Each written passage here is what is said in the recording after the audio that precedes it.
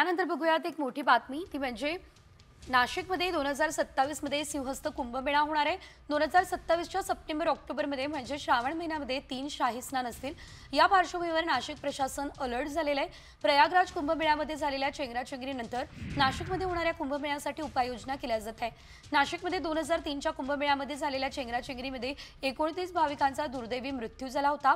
या दुर्घटनेची चौकशी करणाऱ्या रमणी आयोगाच्या शिफारशींवर 2027 कुंभमेळ्याचं नियोजन हे केलं जाणार आहे।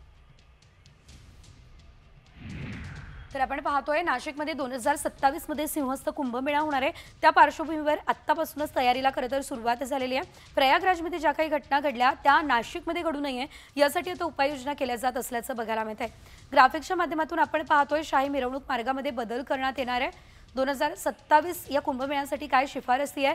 सरदार चौक ते रामकुंड उताराचा मार्ग एकेरी करा अशी देखील मागणी आहे। शिवाय आखाड्यांच्या स्नानानंतर भाविकांना गोदा घाटावरती सोडा। शिवाय मालेगाव स्टँडकडून रामकुंडाकडे येण्यास पूर्णतः प्रतिबंध करावा असं देखील यावेळेस सांगितलं जाते। तशी शिफारस करण्यात आलेली आहे। भाविकांच्या स्नानासाठी स्वतंत्र व्यवस्था असावी असं देखील सांगितलं जाते।